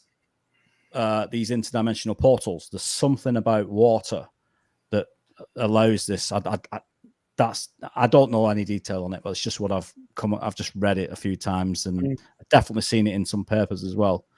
I mean, if you actually, if you go onto the black, if people are familiar with the Black Vault and you download, you could spend. He spent decades reading these declassified papers. And on the CIA have now released a lot more, haven't they? So, and the British MI6, I think, is it MI5 or MI6? It's incredible, isn't it, Chris? Les, it's incredible when there's nothing to this subject, yet we've got so many deep papers that are declassified, and there's still more papers they'll not get released in my lifetime. Certainly, no. Do you know what I mean? It's yet there's nothing to subject. It's all a load of rubbish. It's nonsense. Yeah, there's nothing to it. Any bills, Les, before we move on? Yeah, and I think just to add to that, actually, there were reports of people or witnesses actually witnessing UFOs over lakes or rivers or whatever, or seas, and they've got like a whirlpool of water. The water's coming up to the UFO, the craft. So are we talking about some fuel? The need, and it's water's some elements of the fuel. I don't know. Oh, it could be hydrogen. Potentially, it could be using hydrogen. Maybe I don't know. Again, jury's out, I suppose. But and again, like I said earlier, nothing's really off the table. We know certainly these. I think probably I'd be interested to see the statistics about how many craft are seen in the water rather than out. Yeah. But remember, these trawlermen, just take the trawlermen, Paul, as an example. How many of those trawlermen must have seen something but have never and will never say anything? There's absolutely loads. And when you think, and we're going back 6 months, and a guy working the oil rigs, I'm not going to say who, so I'm not going to get anybody into trouble here, people, but he sent me a recording from Coast Guard. asking the rig if anybody had seen the strange orange spheres between Flamborough and Whitby. And they've been reported up and down the coast because no boats are in distress, no planes are in distress. My words, them, not theirs, but words to that effect. So when we think about it, if he's heard that report and we've got one rig and all these open communication radios and transmissions for all the trawlermen in the area, they've all heard it. But you see, it doesn't figure in their lives. I'd use Mick Sigson as an example, the rock angler. He goes up fishing. 50 years he's fished the cliff tops. Sees an anomalous light, sees something unusual. It doesn't figure in his life. He's fishing. This is your passion, Chris. It's fast becoming Les's and everybody in chat, but it doesn't figure in most people's lives until it smacks you between eyes. And then you take notice or you shelve it in that little box called trauma because you don't really want to think about it because it runs against the grain of what you believe is reality. There you go. I just killed that one, haven't I? But go on, Les. Martin Abbas and Ginger197, thanks for the monetary donations tonight. Ginger saying, great show. And Martin saying, thanks for the show, lads, love it. Brilliant. I'll move on with this question from John Alexander. They say the darkest hour is just before dawn. Are we close to the truth? I presume he means at that point, at that hour. Are we at the closest to the truth? Does our vibrational resonance just drop to a low where we can... I'm just adding that a little bit. Yeah. No, I think you're on the money there, Les. I think it's something like that. I think it's something there is I think there's something with atmospheric phenomena. I think there's something also to do with the sun's place in its orbit in the universe. Sorry. And I think back in the day, wasn't there something to do with the dropping of the Hiroshima thing that they were taking into account where the sun was to enable more power? I don't think that's widely known, but yeah, something like that. So they were utilizing the sun and its position to enhance the power of this thing, allegedly. I'm sure that's what I've read about this. So yeah, I mean, and I think you're probably, John, I think you're probably alluding to the sort of the phenomena and the 3 o'clock thing and the, all that kind of thing. Yeah, there definitely seems to be something about that hour. What it is, I don't know, because of course, that hour would be different all around the world. So all around the world, yeah. Yeah. So. And that's a good point. Yeah. That's one I've never thought about, actually. 3 p.m., 3:30. When did it happen? When did this occur? And you get people saying, "Oh, it's about 3 o'clock, 3:30, between 3 and 4." But like Chris has just said, or like you've just said, Chris, it's different all around the world. It could be. Look, this could be a UV light thing. So this could definitely be where whatever these things are, they are. I don't know, repelled by UV light, perhaps, or it doesn't agree with them. Something, I don't know. It makes them visible. Who knows? I don't know. But I'll just add to that in so much as I talked about low vibrational, body resonance and all that. It could be where at that hour that we're just in between deep sleep and probably on the verge of the body waking up or the consciousness waking up, back to consciousness, Chris. And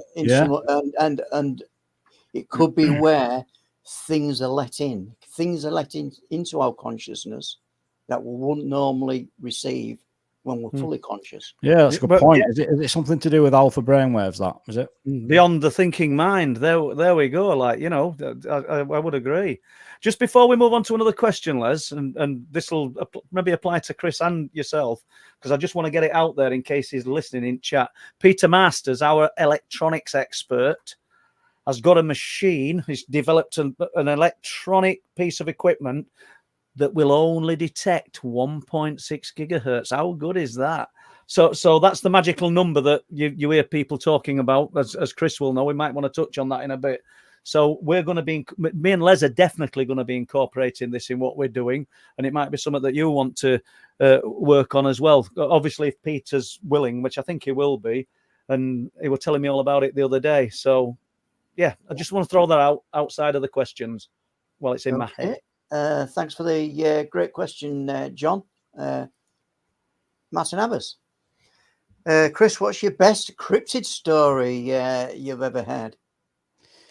Yeah, I wrote that down. 1 second. I've got a million notes here, but it's funny you should ask that, Martin. Martin, send in the check later. Yeah. Well, no, I mean, people will probably know this account. What is it? Is it Paul? What's your mate called? Is it Martin Groves? Well, it is probably the best account you're ever going to hear. Martin Groves, the land. Yeah. Well, between I think I can top that. Brilliant. Go on then. Yeah, I can't remember what is his name. This is an encounter that you can hear. The first time it was released, it was on Dogman Encounters with Vic Cundiff. The second time it was on, and it features in a documentary with Tony Merkel on the Confessionals podcast. If you guys should listen to that, because it's very, very good. And this is a Dogman encounter in the Daniel Boone Forest, where this guy goes raccoon hunting. He takes two pit bulls with him, and his grandfather drives him to his grandfather's. He's quite elderly, he can't walk, so they drive to the spot. He walks in with the two dogs, and sets the dogs go off, and they trap this raccoon in this tree. So when they manage to trap, or they call it treeing, they tree this raccoon, yeah. And he hears all sorts of commotion, and he thinks he can hear the yipping of coyotes. So on occasion, what he'd found that these pit bulls will not move. These dogs are very well trained. One of these dogs was huge, and he thinks that these coyotes are going to attack his dog. So he's running in. So he runs into the forest. It's getting kind of dark. So he's running in. He runs in with a torch, and you can hear these coyotes have sort of dispersed, because when they see a human, coyotes typically disappear. So he sees one of his dogs, and his dog's still going, barking, and he's looking for the other one, the smaller dog, the red one.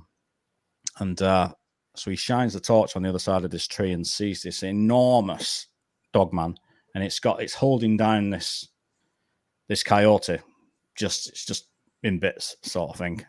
It's just holding it down with one paw, and it just looks at him, and he's obviously, you can imagine. But it's not just the encounter; it's the way, and it's similar to Martin and the other guy. It's where the witnesses tells the story. You just know the authenticity. This guy's crying. He's telling this story, and he's in tears. And he's one of the, I don't think he knows it, but he's one of the best storytellers I've ever heard. Anyway, he sees this thing, turns, and just runs. So he's running, trying to get out of this forest as fast as he can, and this thing's coming after him. And he said he can feel. I mean, a lot of the time you'll hear encounters, and Steve Mayer has alluded to this before, that sometimes these things are just trying to put the fear in you. They're not really interested, because they may well be an artificial construct. They're not even able to attack you. They just want that fear element. Well, I don't believe that this was the case at all, because this thing's torn this coyote to shreds. And now it's about to get him. And he said he can feel it. It's just about to get him. And he's got this dog, this huge pit bull called Jake. And he's running around. He's shouting for the dog to get it. He's just shouting for someone to save him, basically. And it's just about to get him. And this dog, this Jake, this pit bull just hits it at the side, just hits this dog man. Just takes solid impact. He said he could hear it. And he managed to get in front. And for the next couple of 100 yards, this dog man's just batting this, what would normally take a man out, this pit bull, no problem. This dog man's just batting this pit bull off, and it keeps coming and it keeps coming.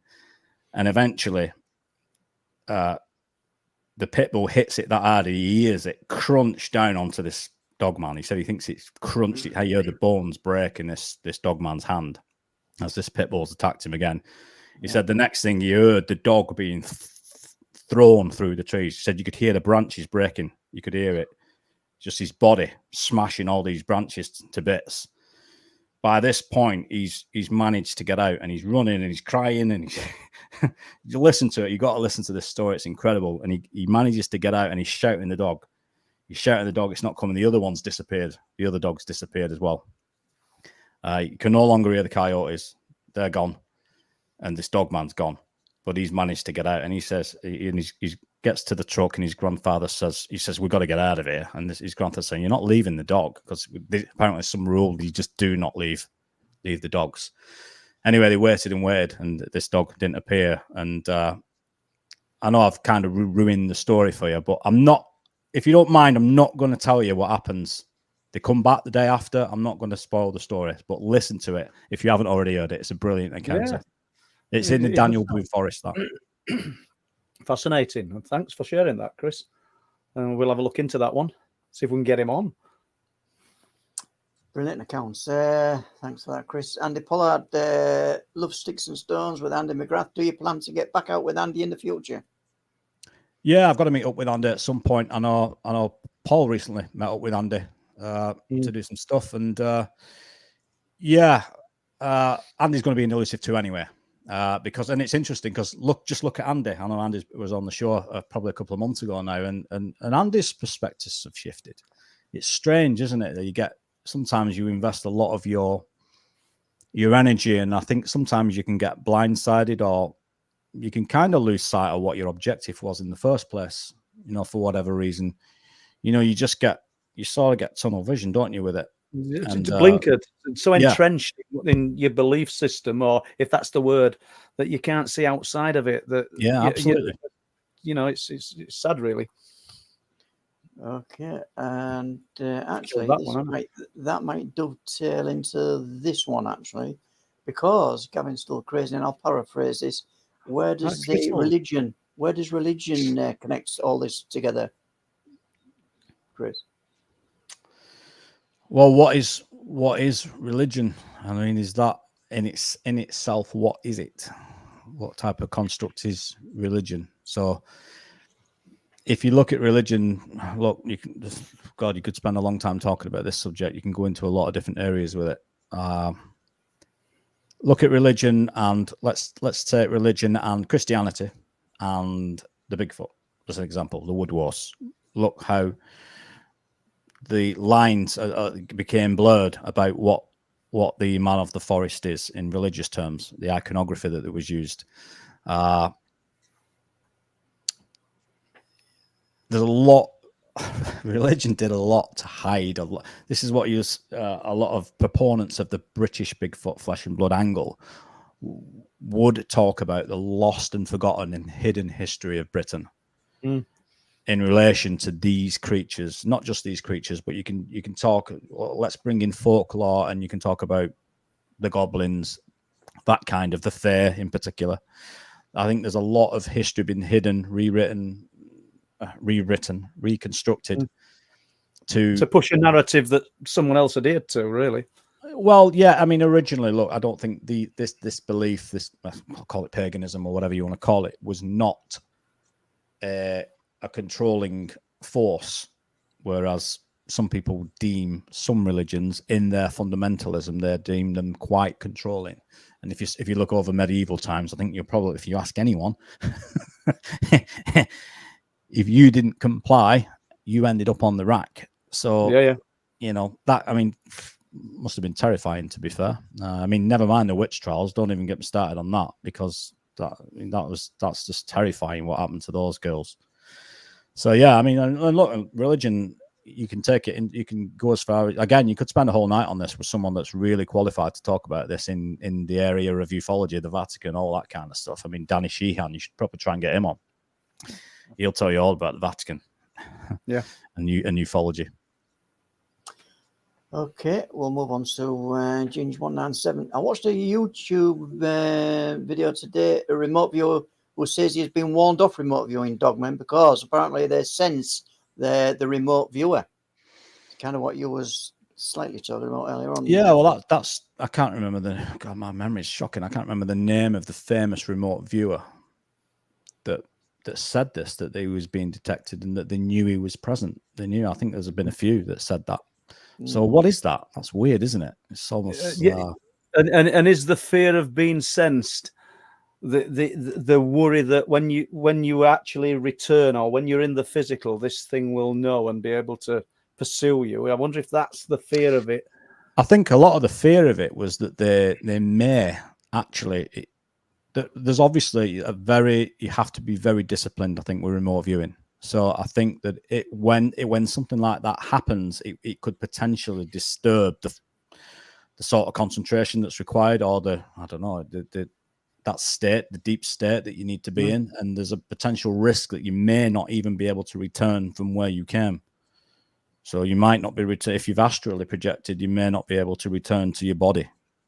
And you actually hear some researchers, just some everyday people that experience astral projection, floating above the body in the room, and they panic and just I can't get back in, just for a short term. So I think that was just one of many worries that they would have. But yeah, I mean that I can believe it.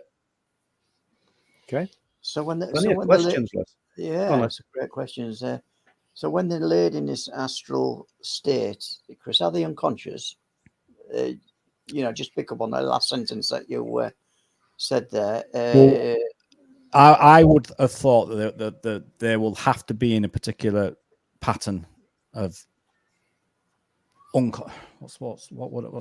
gone beyond the thinking mind, the natural. Yeah, this is why not anybody can do this. I think. Well, how do I term that? Anybody can do it, but you have to be trained specifically to do it effectively, to control it to the degree where you might be employed by an agency, as an example. Now, there are researchers out there, just everyday people. I mean, I think you had, who's the guy that you had on, what's his name? The ufologist you had on, and he'd done a lot of,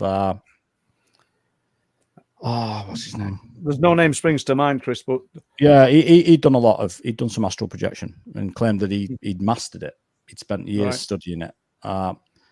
Again, it's a difficult subject for me to talk about because it's difficult for anybody. And when somebody says they've mastered it, and I don't mean they can't, but you'd want to almost put them to test and say, well, if you can do this and you can do this, I don't mean almost at will, but you can do this. You'd give them a target and say somewhere that they wouldn't know and say, tell me what you've found. Come back to me. Not that they've got to do that. If they're the bona fide real deal, why would they have to validate it? But that's the kind of thing I'd ask. I'd want to know. I was just you read my mind. That's kind of what I was getting at. I'm not saying we're not saying it's not possible. It's just saying I wouldn't disrespect anybody in that way. But you'd want a little bit more validation, wouldn't you? But it's a bit like it's to me. There's elements of it that are a little bit like, I would have thought, a little bit like channeling. How does channeling work? I mean, yeah. Do you know we've probably got 15 minutes left, just over. I can't believe that time's flown. Are we still on with questions? Let's just roll with it. We've got hundreds of questions. It's where do you want to go? I can get another question in now and then just fire them away. Yeah, it's good. Before we do end, I want to hear about Chris's UFO sightings or his light form sightings, if possible, at Bempton. But we don't have to. We can carry on with questions. Okay, then. Welcome to the show. Do you think in the future AI will be able to accurately predict redacted documents? That's a good question. That's a brilliant question. It is, isn't it? It is, but I think it would only be able to predict where a lot of the redacted documents I've seen, that the ones that are actually worth reading are fully redacted. So they're like 95% redacted. Yeah. So yeah, I wonder if you could pick up on the mindset of, I wouldn't say the individual or the body that's redacting these one specific department, and think, I can tell by what they've redacted. I don't know. It's a fascinating question, that, isn't it? Yeah, I mean, you got. I wonder if somewhere. I've never been on the dark web, and I don't think I'm ever going to go on the dark web. But apparently, isn't the dark web meant to be 90% of the internet, and we're only using 10% of it? So It wouldn't surprise me if these documents do exist out there somewhere. I don't think more than likely, I would have thought. Yeah. Ian Linney is asking a question for Chris. Have you come across any people trying to fake things, bending stories, etc.? I know you just touched on this a little bit earlier about weighing up whether people are honest and genuine. Yeah, absolutely. Yeah. I have come across it when I'm making elusive. I travelled somewhere with a friend of mine who's a policeman, and we interviewed this person, and it was just like, well, how can I put it? It went from unbelievable to just sensational, just like wild. Like these things were jumping on the roof and look at this wall, look at this scratch on my wall inside the house. This is what it did, and then it went to she were having a relationship with it. It just got wild, and I by this point I'd picked up on. I don't. There was no malice there. I'm not saying there was any malice intended at all. This was, I think, if anything, it was just like some people very, the small amount of people that do this stuff, they just want to be part of something. But you picked up on other clues though from this person that just to cement the view that this story isn't what it's she's telling. Yeah, well, shortly before I'd set off. Because I can't remember where it was. It was a few hours away. It was about 4 hours drive, I think, from where I am in Manchester. Disappointed. Well, yeah, but we'd received some photographs that the typical. This is the creature doing this, and this is and I just thought. And we aren't saying name at police officer. Was it the guy I met? Yeah. Yeah. Well, and in fair credit to this fella, this man. He were open enough to build to not want to believe, but to accept the potential that what he were involved in, there were a reality to it. So he weren't just there just to poo-poo anybody's story, were he? No, not at all. I mean, he was completely non-judgmental. He's not into this genre at all, But he just came along just for the ride sort of thing. So yeah, interesting. Excellent. Thank you, Lenny. Yeah, thank you, Lenny. Enigma, does trauma produce better psychic results than other approaches? That was one of my questions, so thanks, Enigma. I wouldn't have said psychic results, but it's still a good approach to put it on. I think trauma, it's Chris's question, I realise that, but I think trauma, when people suffer trauma and are involved in trauma, they seem to be able to access this unknown other, or it accesses us. But go on, Chris.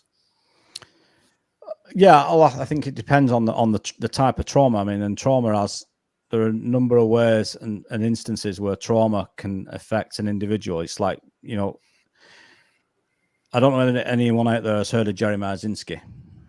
No.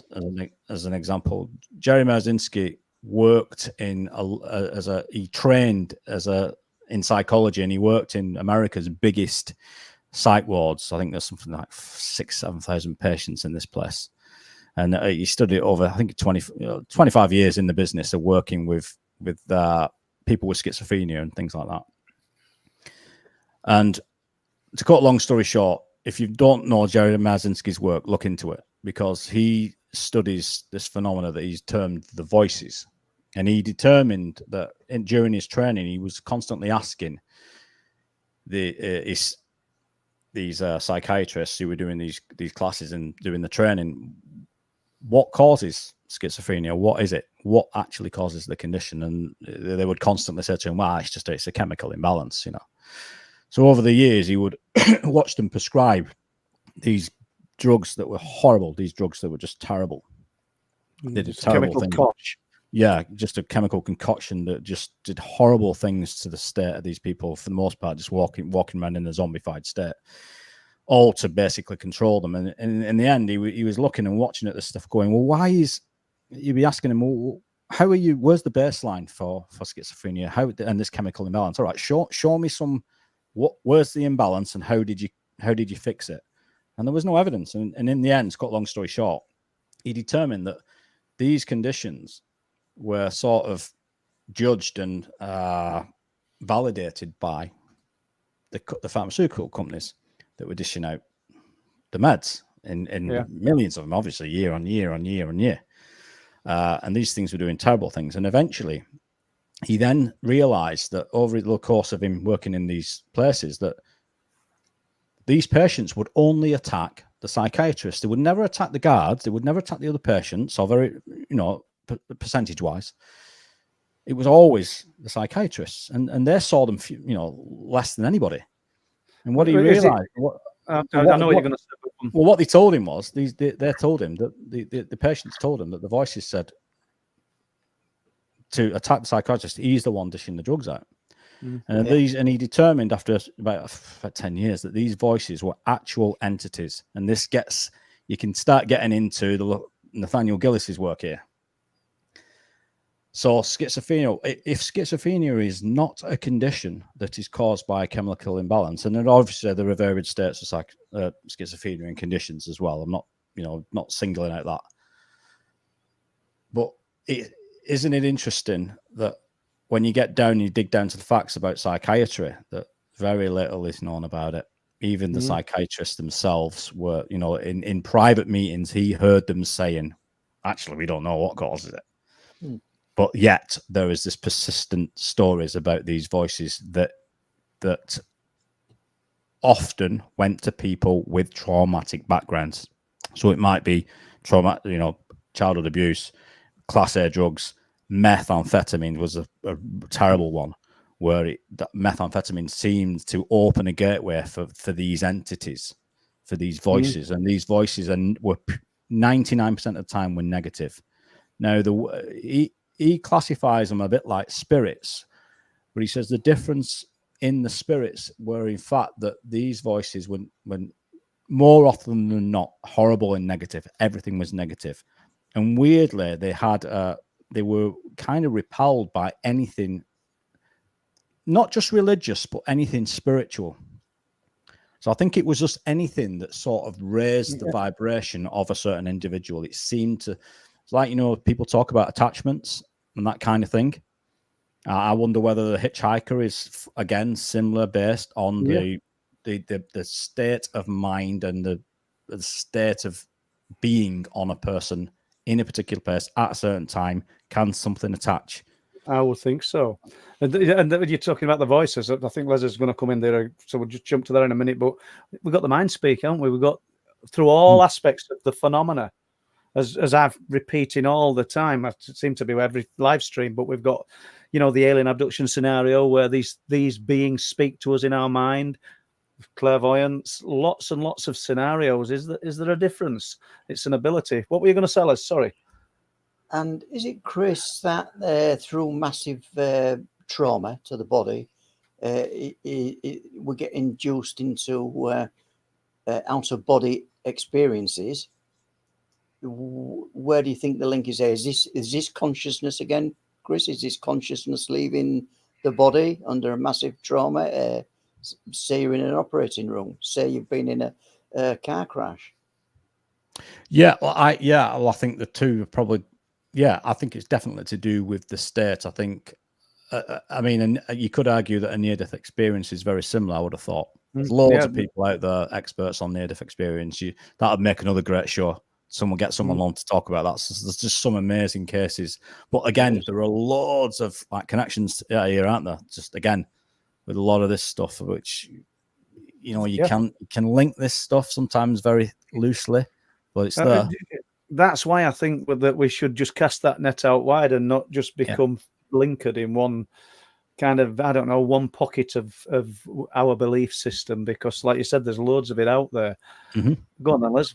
Okay, I'll just move away from consciousness then for a second. Tino, welcome to the show. Tino, are you still with us? Hello, Chris. Have you had any theory on why the area around Winter Hill TV mast is a hot zone for paranormal activity? Well, the obvious one, Tino, all right, is the mast itself. Obviously, people are just going to point to the mast and the signals coming from the mast. I mean, that's an obvious one. But I think, again, going back similar to a lot of these hotspots, that phenomena has been appearing there for a long time. I think the other thing with that particular area is that, like a lot of Britain, geologically, the place is littered with mines. So a lot of earth has been removed from these places. And I think that seems to do something to the energetic quality of the land or something like that. I don't know whether the almost like, I don't know whether the history and the memories are embedded in the landscape somehow, and whether this disturbing the land does something to that. It messes maybe with time, whatever time is. And also, again, if you speak to Mick McLaren, he'll tell you about the numerous burial mounds that he's researched up there and done a lot of ley line study up there. So, and the same can go for Bempton. You can Aylesbury, all over Britain, It's just fascinating, isn't it? When you think about what you just said, and you talk about a new couple who've bought an old house, and they start disturbing it and knocking it to bits on a different scale, but the same. And suddenly they get the disturbing the fabric of the property and the land itself. So there's probably similarities. Are we disturbing like imprinted memories, imprinted energies? I don't know. Yeah, well, if everything has a consciousness, which I know we find hard to believe, but if every grain of sand has its own consciousness, then a building will have its own consciousness, and it will have, like you said, it will have a vibratory state, an energetic state, I would imagine, and energy, I would imagine, can store information or something like that. You know, Yeah, again, you need someone with a wider vocabulary to sort of explain this stuff. But yeah. And we've got about 5 minutes left here. I just looked at the clock, and they're frightening close to the end of the show. Lots more questions in. Sorry, folks, I won't be able to get them read out, but I would just want to mention Lee Roscoe for the monetary donation tonight. Brilliant as always, Lee. Thanks for the support. Great support for the show. And he says, truth proof, buy Chris a cup of Yorkshire tea and a donut when he comes over.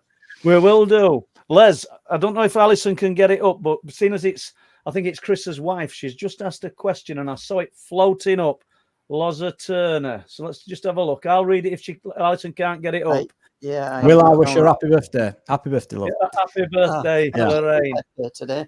Right. Is that happy birthday? Yeah, no, happy birthday. Chris, do you remember the story May told us about the homeless guy in Manchester being taunted by that entity that she could see, but no one else could? We've got about 3 minutes. Sorry, Alison. Yeah, we had a friend who's it was quite spiritual, and she had not the second. You weren't going to call it the second sight, but much like a lot of people, Alice Taylor's got the same thing. She can see these entities and the like shadow entities type thing. And this guy, this homeless guy, looked off his face on something or other, which could be the reason this thing attached to him, and he was just being plagued by this thing following him, and he just saying a bit like Ghost, the movie. Yeah. Leave me alone, get away. That kind of thing where he just couldn't repel this thing because it seemed to be attached to him and attracted by. And I would suggest that it was attracted to his state, his mind state. I would have thought. Okay, thank you. And I see Kaz is in, Pendle UFOs, just a few names. Rick Allen's in, Fire Spirit. Let's have a look. Bumbelina, that's a funny name, isn't it? Sorry if Tommy, go on. Yeah, go on, Les. I might get this one. And for Chris, Dragonborn. Chris, Dragonborn. Something while filming that you'd wished you hadn't? If so, what was it and why? Great question. Not really. I'll be honest. You drove 4 hours to interview somebody and include them, and you weren't happy with that. So I mean, in that regard, yeah. But no, I mean, if you just Dragonborn, if you are talking about phenomena, no, I mean, obviously, I drove to see Paul, and I was absolutely when I saw the phenomena at Bempton, that to me that had to have been on purpose. It just felt like it was on purpose. It was like there was so many of us all in the one spot, and we should have been when we saw the lights.